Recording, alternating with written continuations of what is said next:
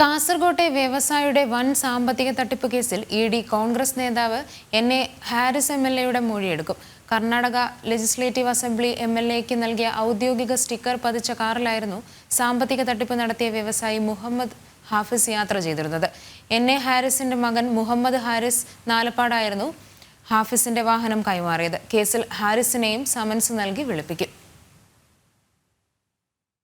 ആലുവയിൽ ഭാര്യാപിതാവിനെ വഞ്ചിച്ച് 107 കോടി രൂപ തട്ടിയെടുത്ത കേസിലെ പ്രതിയാണ് മുഹമ്മദ് ഹാഫിസ്. കേസുമായി ബന്ധപ്പെട്ട് കേരളം, തമിഴ്നാട്, ഗോവ സംസ്ഥാനങ്ങളിൽ റെയ്ഡ് നടത്തിയ ഇഡി പ്രതിയുടെ 209 പവൻ സ്വർണവും 12 ലക്ഷം രൂപയും 7 മൊബൈൽ ഫോണുകളും പിടിച്ചെടുത്തിരുന്നു. മുഹമ്മദ് ഹാഫിസും കർണാടകയിലെ കോൺഗ്രസ് എം.എൽ.എ. എൻ.എ. ഹാരിസിന്റെ മകനും യൂത്ത് കോൺഗ്രസ് നേതാവുമായ മുഹമ്മദ് ഹാരിസ് നാലപ്പാടും അടുത്ത സുഹൃത്തുക്കളാണ്.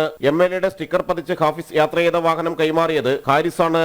എൻ.എ. ഹാരിസിന്റെ ബന്ധുവും സന്തത സഹചാരിയുമായ നാഫിക് മുഹമ്മദ് നാസറിന്റെ പേരിൽ രജിസ്റ്റർ ചെയ്തതാണ് വാഹനമെന്നും ഇഡി കണ്ടെത്തിയിരുന്നു. ഇതു സംബന്ധിച്ചെല്ലാമുള്ള ദുരൂഹതകൾ നീക്കാനാണ് എൻ.എ. ഹാരിസിന്റെ മൊഴിയെടുക്കുന്നത്. മുഹമ്മദ് ഹാരിസ് നാലപ്പാട്, ഹാഫിസ് മുഹമ്മദ് നാസർ എന്നിവരെയും സമൻസ് നൽകി വിളിപ്പിക്കും. ഹാഫിസ് തട്ടിയെടുത്ത പണം കർണാടകയിൽ നിക്ഷേപങ്ങളാക്കിയിട്ടുണ്ടോ എന്നും രാഷ്ട്രീയ ബന്ധങ്ങൾ തട്ടിപ്പിന് ഉപയോഗിച്ചിട്ടുണ്ടോ എന്നുമാണ് കണ്ടെത്തേണ്ടത്.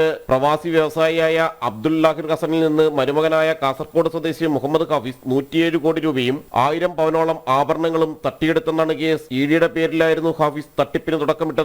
ഗോവ, കർണാടക ചുമതലയുള്ള ആദായ നികുതി ചീഫ് കമ്മീഷണറുടെ വ്യാജ ലെറ്റർ ഹെഡ് നിർമ്മിച്ച് പണം തട്ടിയ കേസിലും അന്വേഷണമുണ്ട്. ജനം, കൊച്ചി.